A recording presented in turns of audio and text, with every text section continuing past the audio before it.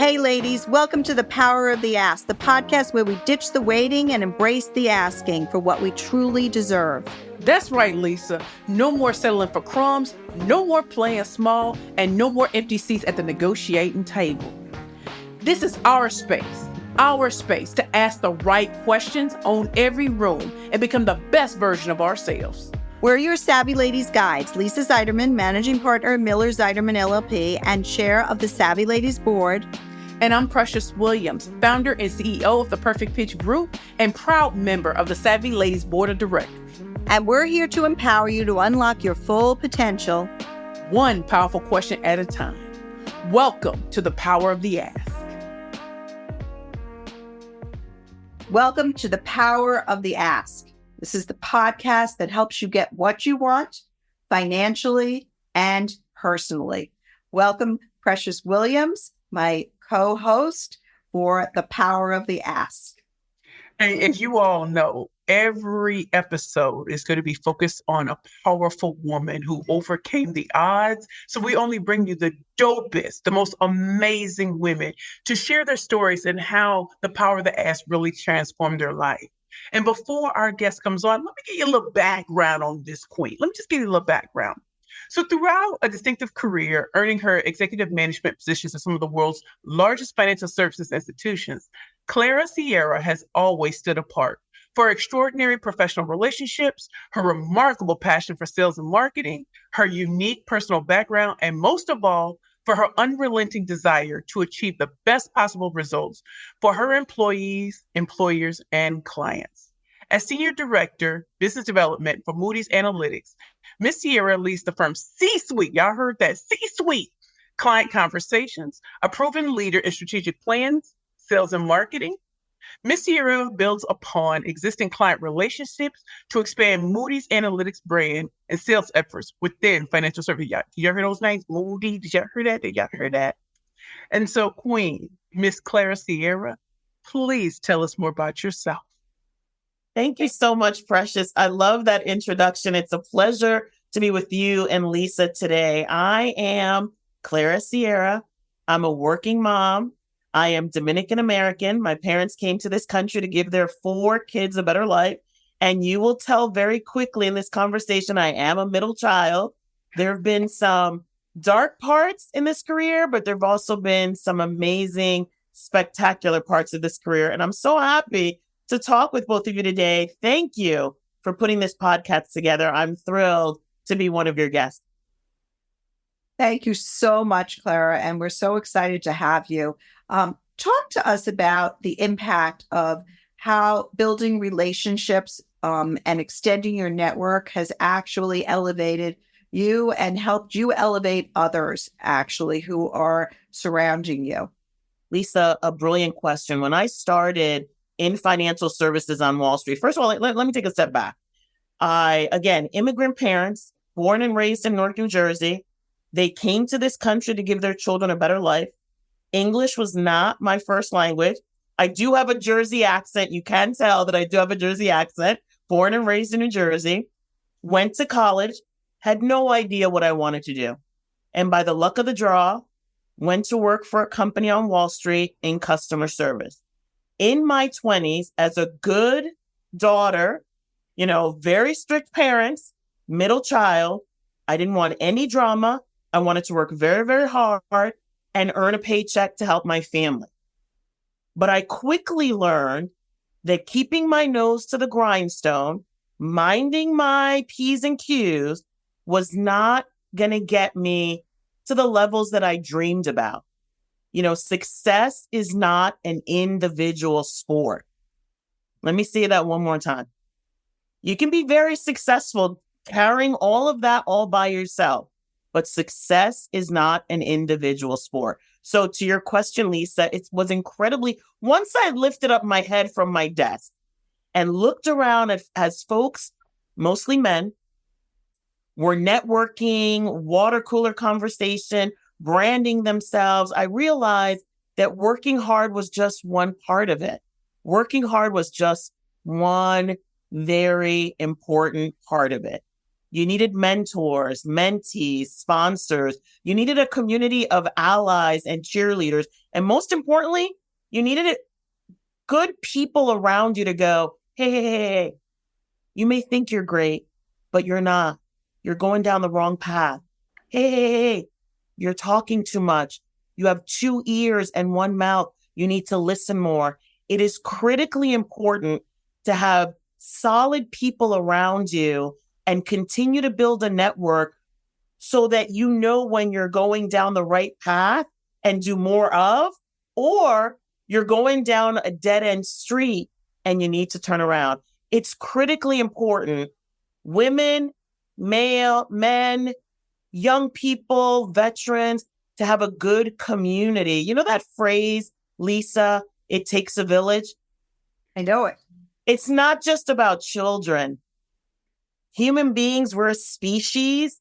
We can't do it on our own forever. So I would say to everyone that's listening to this podcast, take a look at your network.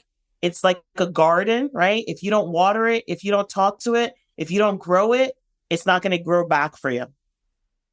Let me ask a question. How did you go about building that network? What steps did you take to actually build it? I had a couple of starts and stops. I thought, I'd be the life of the party and go to every cocktail reception and meet everyone and be, a good time Charlie. And no. That's exhausting. And you're going to get branded the wrong way. There's an art and a science to building your network. We'll take the art second. We'll take the science first. You have to have, way back when I started, you had to have a very strong resume. Now, years later, you have to have a strong online presence, a brand that you're, proud of. Your LinkedIn page. If you don't have a LinkedIn page, before you get that interview, everyone's going to your LinkedIn page to see who you are. You want a strong 3-dimensional online presence, your work, your experience, but also how are you paying it forward? What charity work? What else tells the story about you when you're not there to tell the story about yourself? There's a science to that. That's number one. Number two, you want to be detailed, oriented, and organized. There's a science to building your brand. And then there's the art, right? There's the art. You want to be part of BRGs, business resource groups within your own organization. You want to demonstrate value to your contacts. So we all met at the Savvy Ladies charity. And right after that, what did I do? I sent both of you thank you notes. And then after that, what did I do? I connected with both of you on LinkedIn, right? That's the mechanical science. But then the art is when something positive comes up for Precious on LinkedIn, I'm one of the first people commenting and giving you a thumbs up and a round of applause, right? When something comes up for you, Lisa, on LinkedIn, I'm doing the same thing. It is so incredibly important. And guys do this naturally. I think women are more sheepish to go, I don't really want to talk about myself. I don't want to be braggadocious. Ladies and gentlemen who are listening to the podcast, it is an art and a science to grow your network and build your brand. To everyone watching the Savvy Ladies Power of the Ass podcast with this queen right here, I hope you hear truth bombs. I hope you are hearing hot fire, that hashtag truth tea, because you are methodical in really showing the way. This isn't some pie in the sky type thing. And so, Queen, what's coming up for me in hearing what you're saying with these practical tips is by your very presence and being in these spaces, your very presence, your very confidence, your understanding the art and science with community building and networking. What is your secret sauce? In your opinion on yourself, what is your secret sauce? By you showing up, by you being there, by you being selected, what was your secret sauce that got you selected? And how does that help you? Thank you so much. Thank you so much. I really wanted to help others. You said something before, pie in the sky. Early on, I had no blueprint. I had no map. So I thought it was pie in the sky. I thought it was, If I'm the loudest, I'll be taken seriously. If I'm the flashiest, I'll get the best jobs or the best projects. There was no roadmap for me and no one looked like me. So my mistakes taught me more than my successes. And what is the secret sauce? What is the superpower? I am very curious. And maybe that came from because I was a middle child. Who knows? That's a different podcast. Unpacking my childhood traumas. That's a different podcast. And I didn't have traumas. I love my family. My family's been amazing. But as a middle child, I was very curious. Why? How? And while society globally tries to stuff that or erase that for women, you want to be seen and not heard. Silence is gracefulness. My secret sauce is that I was always curious. And while there were many, many times that I lost that curiosity, I remembered how much I enjoyed it.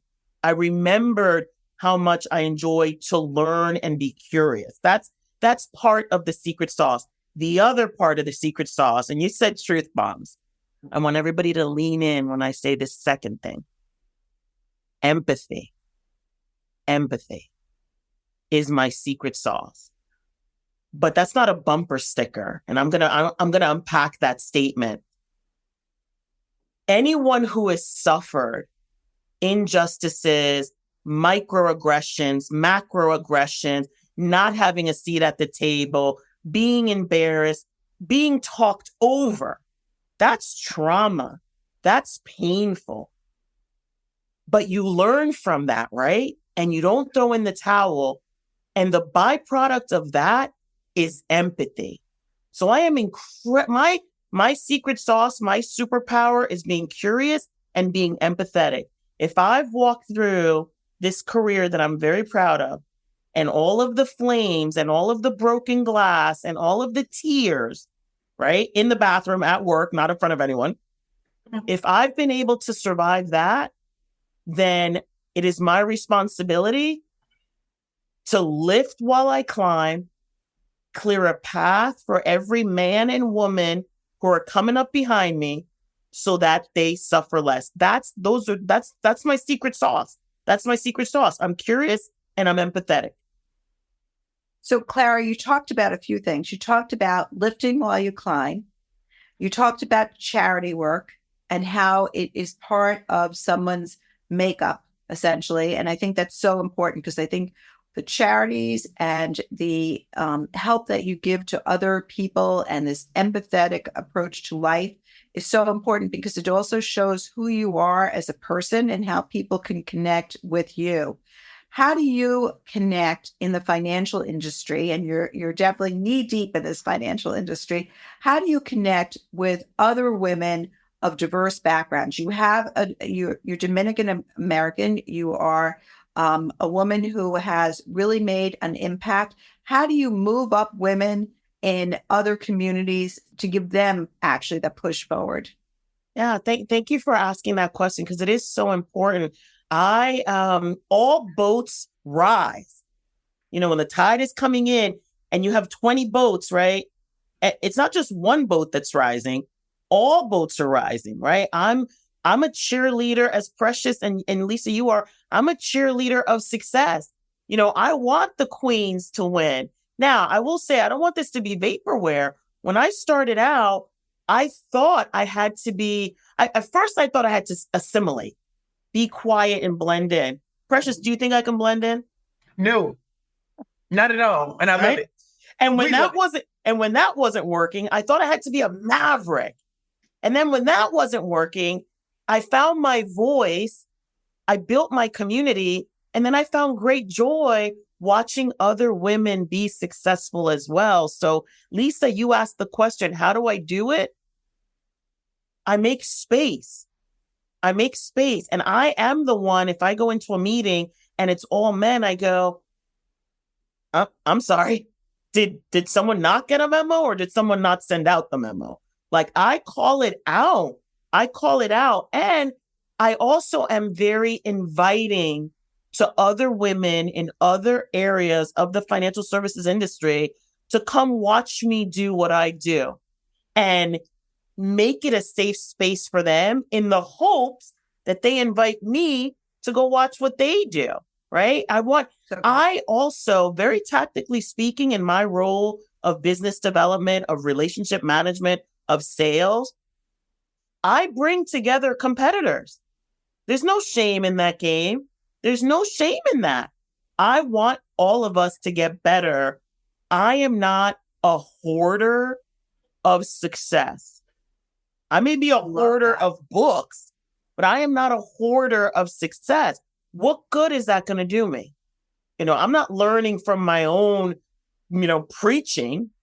I'm learning from listening to you, Lisa, and from listening to you, Precious, right? So how am I doing it? I do it every single day. If I hear a great sales idea, I'm sending that out to a bunch of industry colleagues. If an industry colleague sent me a great news item on their success, I'm sending that out to a bunch of people. I am the epitome of hype because I learned that being silent wasn't fun and wasn't getting me to the level of success that I dreamed of for myself. And I'm going to say that one more time. We're all in college, we go to grad school and we're dreaming about success. We're dreaming about our dream life, right? And it's natural to think that we have to crawl and, just grab and scrape and get beat up all by ourselves. But I'm telling you that Felix and Clara's daughter, the middle child born in Newark, New Jersey, was not going to get to this level of her career all by herself, even though she thought she would. She thought she would, and she could, but not by myself.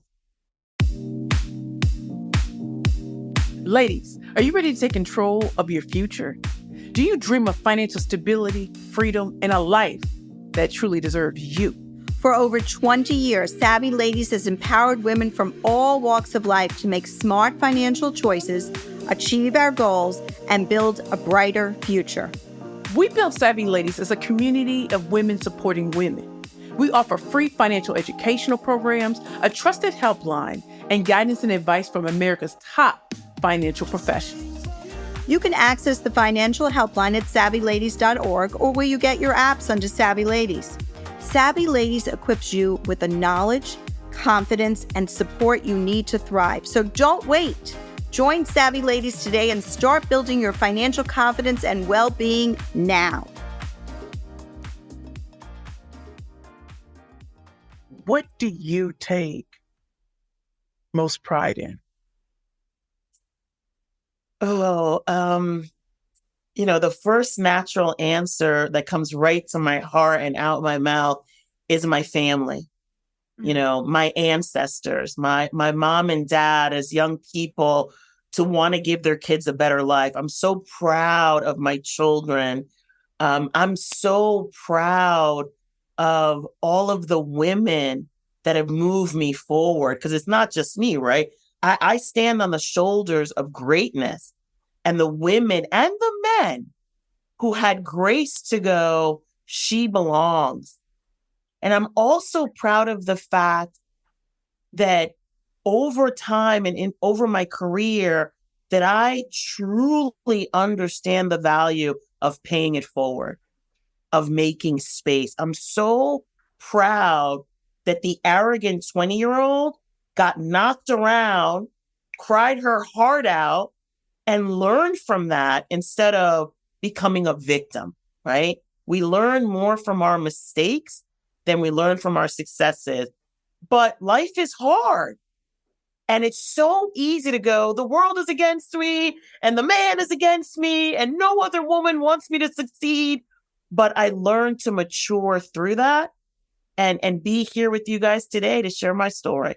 Very proud of that. Very proud of that. They're great. And you have so much to be proud of, Clara. You really do.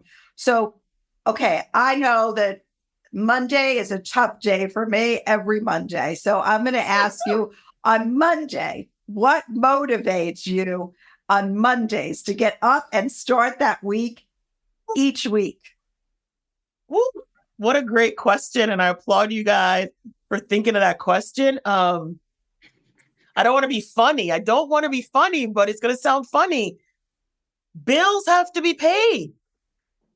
Food has to be put on the table. Lights have to be turned on. So I think the first motivator is the work's got to get done. What was Elvis's statement? Taking care of business gets me out of bed. That's number one. Number two, I'm very spiritual and I'm very grateful. And there's another statement, not that I walk around with all these statements and all these bumper stickers, but I do live them. To whom much is given, much is expected. Right? And the other thing that motivates me is I want the future generations of children that I touch to be proud and to be unafraid and to be creative and fearless. So that motivates me. On a Monday morning, our listeners are going to be like, damn, I don't think about that. I think about brushing my teeth on a Monday morning. But what gets me out of bed? Responsibilities, gratitude, and there's a statement that goes, if you can see it, you can be it. And I want every person that sees me who looks like me to go, wow, if she's doing it, then I can do it. And your listeners might be saying, what is she? Does she think she's Mother Teresa? Like, she's a girl from Jersey. Like, what is this about? But I truly believe that had I seen someone or heard someone that looked like me early on in my career, what else would I have done? Wow. What else could I have been? And so I that's what motivates me. That's what gets me out of bed. I feel you've given a whole master class on purposely creating lasting impact and change for our watchers and our listeners. What are a couple of questions they can ask themselves to make sure that as they succeed, what can they be doing to create impactful change? Ask yourself, are other people's definitions of you overwhelming you? Are you giving credence? Be honest. Do you care way too much about what other people think? Now, there's a balance, right? There's a balance and there's a norm. You can't go to work in a professional setting in a bathing suit, okay? Right? There's a balance and there's a norm. There are rules to the game. If you're a football player, you have to wear a helmet. If you're in business, you want to have a professional, positive image, okay? But are you overwhelmed by what everybody thinks? Ask yourself that question. Because other people's definitions of you do not define who you are. That's number one. Ask yourself, are you worried so much about what other people think of you? That's number one. The second question I would want you to ask yourself, player, are you playing? Are you faking it until you make it? Because that is not sustainable. If you are dreaming of the big client, it's not the grand slam home runs that are going to make you successful. Those are nice. Those are really nice. But it's the singles and the doubles. Are you truly honest with yourself that you are committing to your craft and you are committing to your career? Separately, have I done enough? Have I done enough to make myself better? I'm not saying, are you enough? Because you are. Have you done enough for your brand, your career, your life? And you know the truth. You don't have to answer. You don't have to tell us. But in those quiet moments, you always know the truth? Those are the questions that I would love for everyone to ask themselves. So I'm going to ask you, as a woman, and particularly as a Dominican American woman, what do you think are the most important qualities that women of diversity should be looking for to build a network and to extend outside of their own group and their own comfort zone? What should they be looking to do? First and foremost, as an Afro-Latina, as a bilingual woman, as a working mother, I don't look like most. We don't look like most. Stop handicapping yourself. I had a mentor say to me, Clara, he was of Hawaiian descent, a beautiful Hawaiian man with olive skin color, beautiful man. And he said to me, Clara, we're different. We're memorable. Use that to your advantage. It's not an egotistical, braggadocious thing, but there's no shame in diversity. Use it. People will remember us. So to your question, Lisa, what should women do? First of all, I know we're going to, the podcast is the power to ask, but, stop handicapping yourself because you have some perceived image that society continues to push on you that you should conform. There are rules. Like I said before, if you're going to play football, you need a helmet. If you're going to be professional, you're not going to come in a bathing suit, right? But Right. Stop handicapping yourself and lean into your authenticity and bring your realness to building networks. You have a value and a story that the three of us want to hear about. Everyone else wants to hear about it as well. And when you share your authentic self, folks are going to share their authentic self with you, and you are going to collaborate and build and be successful together. Love that. I think being your authentic self is what it's really all about. And I think that, I try to bring that all the time to the table. I can't be someone else. And frankly, I'm too old to do that. Right. And I've had other discussions with folks, when I say be your authentic self, people want to riff and go off into like crazy land. And I have to come back and go, hold on a minute. If you're going to be a doctor, you have to have a medical license. I'm not, like there are norms that we have to follow. And if you want to be successful, you got to know the work. There are humans out there that ask for things that they have not earned because they don't have the medical license, right? There are people out there.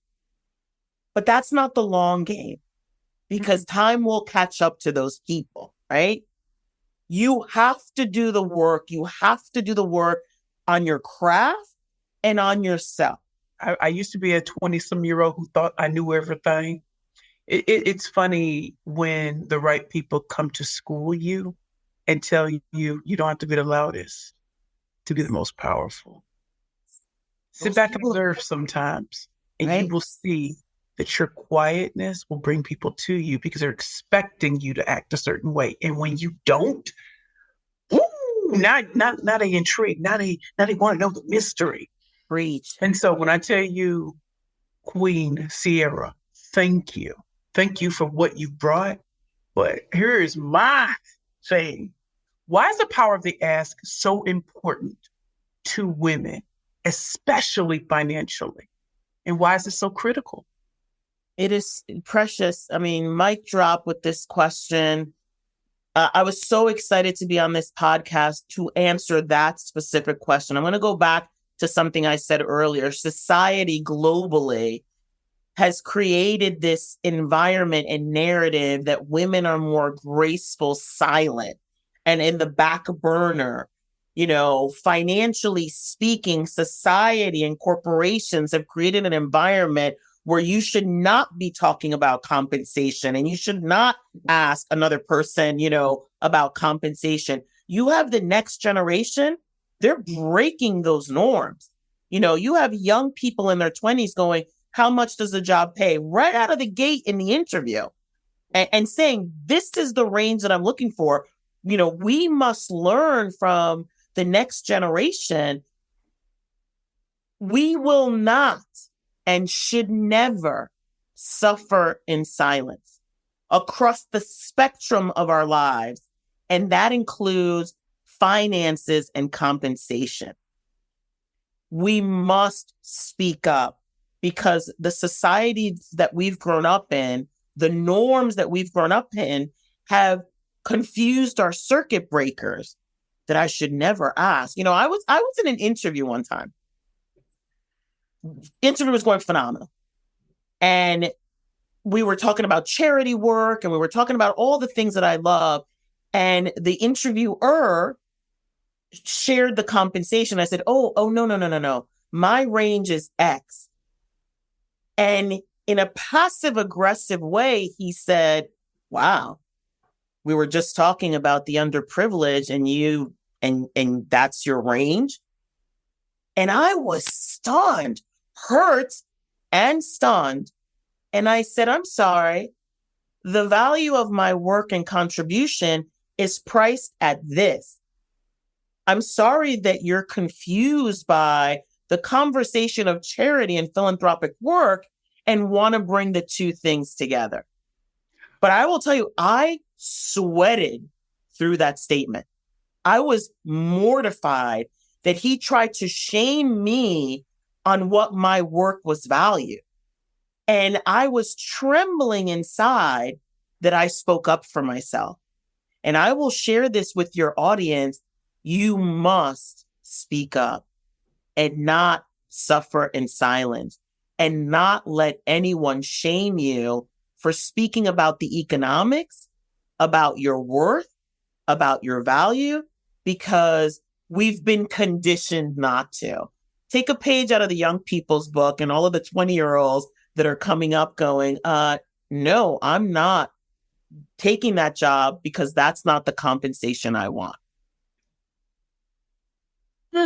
Fabulous. Clara Sierra, you are an amazing woman. You are a role model. I am so blessed to have met you. And I'm going to say that we are so happy. I'm going to speak for Precious and myself. So happy that you joined us for what is now our second podcast. And we would love to have you back again to continue our conversation. Ladies, it is an honor and a privilege to be part of the Savvy Ladies ecosystem, an honor and a privilege to be part of this podcast. You had me at hello. Anytime you want me back, I will race into your arms. It's been a pleasure, and congratulations to both of you for just leading the way for me and so many others. Congratulations. It's been an honor. It's really been an honor. Thank you. Thank you. Thanks for joining us on this episode of The Power of the Ask, ladies. Remember, the power is in your hands. Don't be afraid to ask those tough questions, advocate for yourself, and go after your dreams. We'll be back next month with more tips, motivation, and inspiration. Until then, go out there and own your power. And don't forget to like, review, and subscribe to spread the love with #PowerOfTheAsk.